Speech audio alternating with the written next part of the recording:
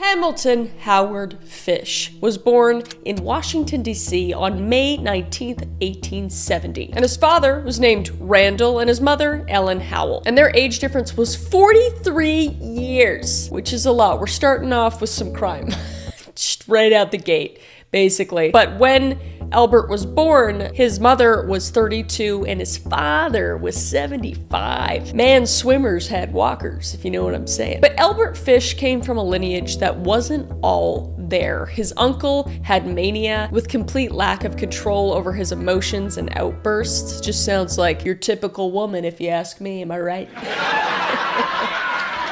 But not much is well known about his lineage and specific mental illnesses. Mostly because mental health was just not considered as important as it is today. It was just very stigmatized and not well documented. Basically, if you complained about being sad, they just throw you in the loony bin, so it just wasn't worth it. However, his mother supposedly experienced frequent hallucinations, both auditory and visual. And this would obviously make her life very difficult because she couldn't seek the proper help, especially suffering with hallucinations. Like, I can't imagine having that happen and then not having any help. She was probably literally going crazy. And on top of that, one of his brothers was in a state mental hospital, and his half-brother was suffering from schizophrenia, and his sister Annie was diagnosed with a mental affliction as well. So just right out the gate, this family is just full of mental illness and a lot of things that are going to hold them back in life. So he's not coming into a family that's, very stable, to say the least. And since his father was an old man by the time he had Albert, again, 75, this could explain his life troubles afterward due to the fact that having a child at this age presents a lot of health risks. And it didn't help that his mother struggled with her mental health and had 3 different siblings that struggled with mental health as well. And in the 1870s, it was rough. It was a rough life, and the family struggled to meet financial demands left and right. And Randall worked as a fertilizer manufacturer and was an ex-riverboat captain. Sounds kind of cool. But the income he brought was barely enough for the family. And after his father passed on, his mother really struggled financially. Providing for her children after her husband was gone was an insane challenge, having almost no support. So like I said, Albert's father died when he was only 5 years old. Albert, that is not his dad. His dad was 75. Anyway, you get it. And his mother was just overwhelmed and struggled. Being widowed in the 19th century was just a nightmare. And eventually her isolation was just too much. And due to these difficulties, she decided to place Albert into St. John's Orphanage in Washington, D.C. And being placed into an orphanage at such a young age, once from a home with lack of discipline to a place with harsh routines, which include physical beatings, is rough to say the least. But supposedly, Albert Fish secretly enjoyed these physical beatings and harsh forms of abuse, which later down the line could have confused his perception of pain and pleasure being blurred. Which it does, and we'll see that. And the disciplinary measures at the orphanage were honestly incredibly brutal. It was documented that teachers would shred the children's clothes off, beat them, whip them, and force other students to watch in a humiliation-like ritual. So this skewed his view of the world for sure. And maybe seeing the other boys getting beatings and receiving them himself points to where he probably had this pain, pleasure, confusion, sadomasochism beginnings. And at around 10 years old in 1880, his mother was finally able to secure a job, one being in the government sector, which allowed her to pull Albert out of the orphanage. But at this point, it was already too late. This guy was way too far gone, and maybe it was already in him. I think it was a little bit already in him, especially since his family history of mental health. But I think this just solidified it, being in this orphanage where they literally just beat kids senselessly. But in 1882, at 12 years old, he would begin a relationship with a boy who was a telegrapher. You know, those little things that people use for Morse code, this little beep, beep, beep, beep, beep, beep, beep, beep. But this boy introduced Albert Fish into drinking urine and eating feces.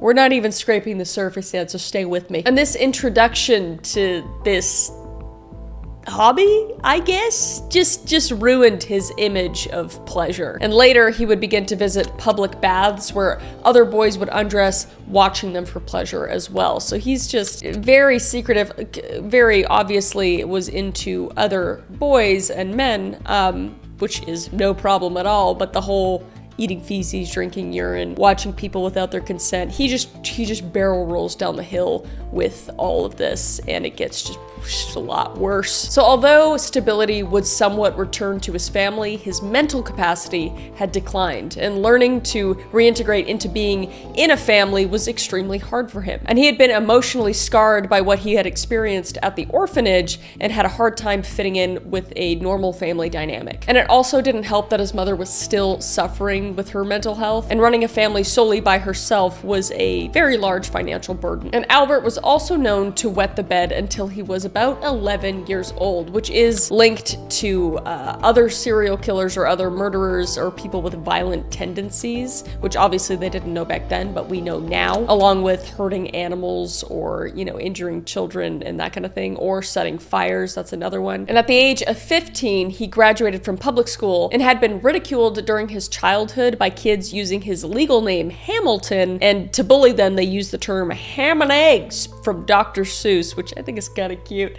but he really didn't like it, so he used the name Albert instead. So he didn't like emotional humiliation, but he loved physical humiliation, as we will see. And Fish would continue to decline in his mental health, committing crimes like petty theft and experimenting more with his self-harm fantasies. And at some point in his life, he fell from a cherry tree and suffered a really bad concussion. And this would continue to influence his decline in mental health as well, with the frequent headaches, dizziness, and even developing a stutter. And going back to things that are very similar to other people that have violent tendencies or even serial killers, it's wetting the bed, starting fires, hurting animals. And also there has been proof that head trauma, certain head trauma, especially to the frontal lobe, is known to boost that tendency to be violent. So who knows? Who's to say if it actually happened for Albert? But I'm sure it didn't do him any good. And he would also be arrested for forgery at 19 years old with a bail of $1,000, which was a lot of money compared to today's coin. And his early adult years would become more sick and twisted. In 1890, at the age of 20, he would relocate to the Big Apple, New York City. But with a lack of education, he restored to male you-know-what. And it was kind of up his alley because he liked to do all that stuff and then some, if you will, but sexual gratification just wasn't enough in this business for him. So he began to delve into the darker side of it, and he would also start to target younger boys. So his MO would be to lure the boys away, grape them and molest them and do all sorts of horrible things to them, enjoying it, doing to them, and doing it to himself. And one of the things he used a lot was a nail paddle, which if you don't know what that is, we'll put it up, but it's basically, for any listeners, just a giant wooden paddle with literal nails sticking out of it. So he would use that on himself and on the boys as well. And he would just gain so much gratification from it. Just so sick. But unfortunately, it would get even worse. And in 1998, at the age of 27, his mother decided to arrange a marriage for him with a woman by the name of Anna Mary Hoffman. And she would be about 9 years younger than him, which, at that time, not too bad. Not the, whatever it was, like 42, 43 years that was between his parents, which is just crazy. Can't wrap my head around that. And he would actually go on to have 6 children with her, named Albert, Anna, Gertrude, Eugene, John, and Henry. And his family life did not matter to him at all because he had his eyes set on other things, much more horrible things. And unfortunately, or probably fortunately, his wife would leave him for another man around 1917. And I'm sure she left him for a lot of reasons, but one of the main reasons, according to his testimony later down the line, was that he would ask his children to paddle him with a nail-filled paddle like I showed before until he was dripping blood down his legs, which is just absolutely disgusting. But the paddles, like I said before, were only the beginning. It would actually be shown in court later on as well that he would enjoy, this one's rough, it makes me sick. He would enjoy shoving needles into his skin, specifically between his anus and testicular area. Just let you sit with that for a minute. You all right? I'm gonna keep going. All right. An x-ray later on revealed the absolute insane amount of needles stuck in his pelvis and still in his pelvis. And he also would reportedly stick alcohol-drenched rags into his butt and light them for pleasure, which is just sadomasochism. That's what it is. It's just sadomasochism. And I'm just gonna pretend that it's everything's fine. It's not fine. It's terrible. It's absolutely terrible. And like, you gotta have some serious things happen in your life for this to be a thing. But I digress. Let's continue. But before his wife would leave him, Fish would admit a relationship with a 19-year-old man named Thomas Bedden, where he would enjoy his sadomasochist relationship. And it was unknown if it was consensual. Some reports say that it is, and some reports don't know, so I'll just say that the relationship itself was consensual, but I'm positive probably some of it wasn't, because of the following. The man was apparently intellectually disabled, so I think you can't be able to consent to everything when you aren't fully there. But anyway,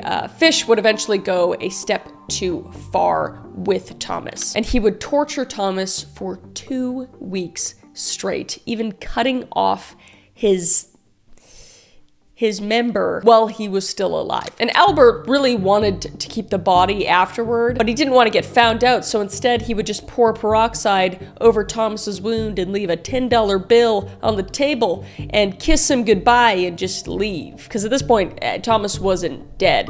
He was still alive and just bleeding out. And Albert literally just slapped a tenner down and said, "That was fun. See you next Tuesday." And a quote from Fish remembering his screams state, "I shall never forget his screams or the look he gave me." However, this was only the start of what a soon-to-be sick and twisted legacy. So because of his complete disregard for human life and his confusion of pleasure and pain, it would just elevate and continue to spiral, and he would just want to keep going further and further. And later on, Fish would state that he would target intellectually disabled as they were easier to lure, and those who were African American as well. And his whole thought process was that they wouldn't be missed after they were killed, and the police just wouldn't bother looking for him, which unfortunately and heartbreakingly was very prevalent at the time, which is just horrible. And in 1919, he stabbed a disabled boy in Georgetown. And he would go on to mutilate and torture more young boys with horrible tools, such as a meat cleaver, a butcher knife, and even a handsaw. And he would also pay young boys to find and gather other children for more of his sick fantasies, which we found with a lot of murderers. They like employ kids to get other kids. I think it was actually the first video I ever did, the first true crime deep dive with Dean Corll, the Candyman killer. He used other boys to get other boys to kill, and it's just terrible. And one story was that of Beatrice Keel on July 11th, 1924. He would encounter her playing alone on her family farm, approaching her and offering her money to help him gather rhubarb in the nearby fields. Before she could join him, her family stopped him and chased him away, thankfully. And he would later return and be found that evening hiding in their barn, where her father again forced him to leave.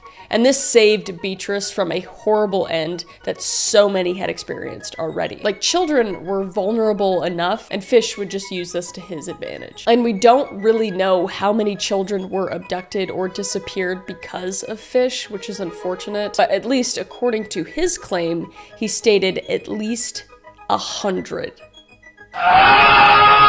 But when he says 100, it's unclear if he meant, like torturing them or straight up murdering them. But regardless, both still just terrible and disgusting. And he would first allegedly target a victim by the name of Francis McDonald at the age of 8 years old from Long Island, New York. And the boy would be found in July 1924 hanging from a tree after a search party would find him. And the autopsy would reveal that he was SA'd and strangled with his own suspenders. And there were portions of his flesh removed from him and lots of cuts across his legs and stomach. And witnesses claimed that they had seen an elderly man with a gray mustache mumbling to himself, a description that led him to be called the Gray Man. And the case for this would go cold for a really long time until Fish was eventually arrested. And another child by the name of Billy Gaffney was only 4 years old in Brooklyn, and he would disappear in February of 1927 along with his 3-year-old friend Billy Beaton. And Beaton's older brother had left the two boys for a bit, and they would just disappear seemingly out of nowhere. And Billy Beaton would be found on a roof near where they were playing earlier. However, Gaffney was nowhere to be seen. And where asked where Gaffney was, Beaton's older brother would say that the boogeyman got him. And this would be how he received the other nickname, the boogeyman. And Gaffney's body would never be found, but Fish later admitted to his mother what he had done. And it was brutal. He would talk about how he killed the boy and then go into detail about what he did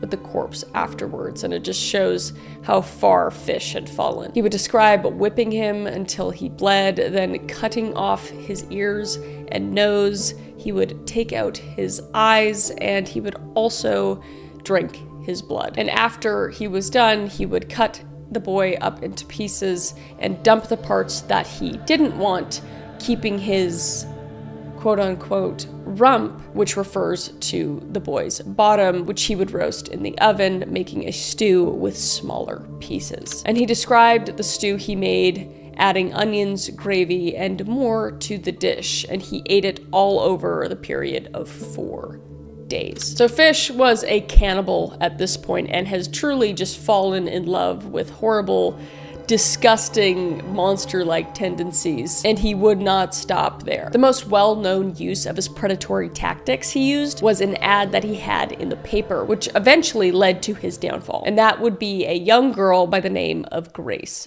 Budd. In 1928, Fish would answer an ad sent out by Edward Budd, an 18-year-old looking for some part-time work. So Fish responded to the ad and later that week would head to his address. And under the name Frank Howard, he visited the Budd family at their house in Manhattan, who was there to interview Edward for the job he made in the paper. And the original plan, we learned later from Fish, was that he wanted to kill young Edward, but changed his mind when his eyes stumbled upon his younger sister, Grace Budd, who was only 10 years old. So Fish said he would be back later to start Edward's workday the following week. But when the date came around, he was a no-show. And he later apologized in a telegram to Edward, stating he would return at a later date that he provided. And when he finally did show, he gave gifts to the Budd family, including pot cheese and strawberries. And he would state that unfortunately today wouldn't work either, claiming his sister was having a birthday party in an apartment house on 137th Street on Columbus, which we know now is just a fictitious address that he made up. And Fish would somehow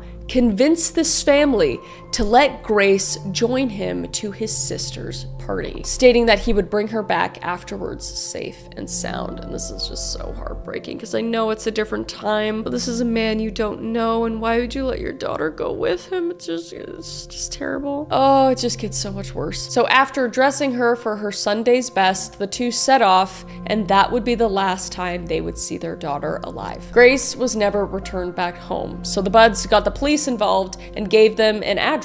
And they learned that there was no such thing as Frank Howard, nor the address he said he would be at. And the entire fabrication stumped the police, so they sent out publications of a description of Fish and Grace so that if someone found or knew anything about their whereabouts, they could help. And after years and years of searching for clues and evidence, it wasn't until November of 1934 that a new piece of evidence would appear in the form of a horrifying letter. And this letter is barbaric and the most disgusting thing I've ever read in my life. And I'm not gonna read it on here. If you do want to read it, you can maybe go look for, I mean, it's everywhere. You can see it anywhere. If you want to go read it yourself, I wouldn't recommend it. It made me nauseous. I'm sure it will make you as well. But essentially, he's talking about a story of a friend named John who developed a taste for human meat. And then he describes how delicious the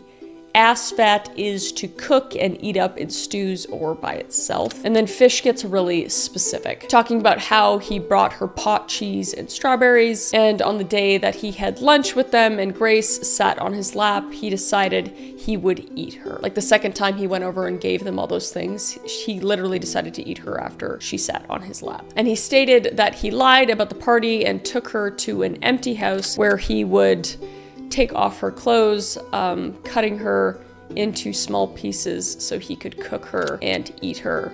And he would describe how she was delicious and how it took him 9 days to eat her whole body, and ending it with how he never did anything sexual to the body and that she died a virgin. Like, that made what he did any less awful. It's just vomit-inducing. And the letter was just too descriptive to be a lie, with the pot cheese and lying about the birthday party being memorable to the day they lost their daughter. And the descriptions of the man were all too familiar to his now famous nickname, the Gray Man. And by following the clues in the letter, they found out his old place of residence, which was 200 East 52nd Street. And when detectives would talk to the landlady, she was shocked by the description they gave of this older gentleman, Frank Howard, who had only checked out of the residence recently. However, the name Frank Howard wasn't familiar to the woman, as she knew him as Albert Fish. So with Detective King on the case, he learned from the landlady that Fish supposedly would receive a letter from his son, who worked for the Civilian Conservation Corps in North Carolina, and that it contained money. So letters coming into the post office were then monitored to see if Fish would come back for his letter, and they would be right. So on December 13th, 1934, the landlady called the detective, stating that Albert Fish was there looking for his letter. And when King opened the door, he was greeted by an older-looking gentleman sipping from a teacup, and he asked him if he was Albert Fish, to which the man nodded in response. However, out of nowhere, Fish pulled out a razor blade and tried to attack Detective King,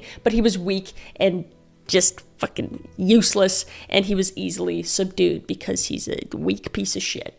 He's a weak, feral piece of shit. And when he was brought to the station, there was no hesitation at all, being entirely upfront about what he had done to Grace Budd, even the cannibalism part. And he wouldn't go to trial until March 11th, 1935. And the trial would last about 10 days, with Fish claiming insanity and stating he heard voices from God telling him to kill children. And multiple psychiatrists studied his mindset, even claiming that there had not been a single person with a medical history with so many sexual abnormalities as Fish had. He was literally a anomaly. But the guy had psychosis. Obviously, delusions of voices telling him to kill children is not normal. And on top of that, we already know also he was insanely sadomasochistic, spanking himself with needles and inflicting heavy pain on others to get sexual gratification. And of course, who could forget the most important messed up of all, the paraphyletic disorders, from PDF, Elia, to necrophilia, to cannibalism, to pee and poo, and just the whole 9 yards. And something interesting about some of the psychiatrists that analyzed him said that he was insane, but he was not legally insane. He knew what he was doing and that it was wrong, but did it anyway. So it didn't constitute as legally insane. And they used Fish's letter in the trial detailing his confession and insanity, describing all of his actions and thought process. And the defense obviously really wanted him to get the insanity plea, probably because it would save his life, because the death penalty was very prominent at this point. However, the jury would hear all of this fucking disgustingness and obviously would find him guilty of the murders. And on top of that, declare him not insane, which I agree, he knew what he was doing the whole time. Do I think there's a lot wrong with him? Fuck yes, I do. But he deserves to burn in hell. I don't know how many times I can say that. So he would be incarcerated in a prison in New York and be sentenced to death in 1935. Womp womp. And he would be isolated from the other prisoners, probably because he had kind of an insane nature and there was worries that he would just go on a killing spree. And or a lot of prisoners liked to kill people that hurt children, because for some reason people in prison have this moral compass, which is good, I guess, that they don't like people that hurt kids. So again, womp womp. And we would learn other things about his crimes after his sentencing, where in interviews he would tell of other victims, and the number of which he claimed was in the hundreds of boys that he did bad stuff to and murdered. But again, this was just never verified because he was already sentenced to death at this point. And at this point, they just didn't have any motivation to find out if he actually did these things to all these boys. And finally, on January 16th, 1936, he was put on the electric chair and electrocuted to death. Womp womp. And there was a rumor that they actually had to shock him twice due to the number of needles stabbed into himself, causing the chair to literally short circuit, although this claim is definitely unverified and doesn't really hold any truth. But it's still horrifying to know that he did have dozens of needles shoved into himself that he, in fact, put into himself. And then it's also funny that he had to get re-electrocuted so many times, but I don't like the fact that he might have enjoyed that, so either way, it's a win. He's dead. And his last words would be, "I don't even know why I'm here," which is crazy if he genuinely believed he had nothing, like, wrong that he did. But I don't think he did. I think he was just trying to act crazy for, like, the one last time to get out of it, and he couldn't. Womp womp. But what's truly horrifying is James Dempsey, Fish's lawyer, who reported that he had Fish's final statement, but refused to share it, stating that he'd never show anyone because it was the most filthy string of obscenities that he had ever read. I don't even want to know. Usually I have this weird curiosity. I don't even want to know. He's dead. I'm done. Okay? In conclusion, Albert Fish is remembered as one of the most infamous and disgusting serial killers of all time. And I, for one, am glad that he is hopefully burning in hell if you're into that kind of thing. But yeah, I know a lot of you requested this video. I hope I did it justice. I did shorten it a lot. We could have been sitting here for like 8 hours. There's a lot of information on him. If you guys want me to do like a really, really deep dive, like to do a 3-4 hour video, let me know and let me know what that would be. I'm totally down to do it, but obviously I need to make a lot of videos, so I can only do so many of those. But I hope you enjoyed the video, or you probably didn't, sorry. But you know, I hope you learned something from the video, I guess. Let me know what else you guys want to see down below. I always read the comments.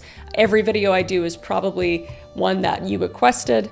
And also, if you want something sweet, go to sour.gg, get some new candy. We have new flavors that come out every week. Get something sweet after this very sour video. But yeah, until then, oh, also, you can listen on Spotify and Apple Music if you want.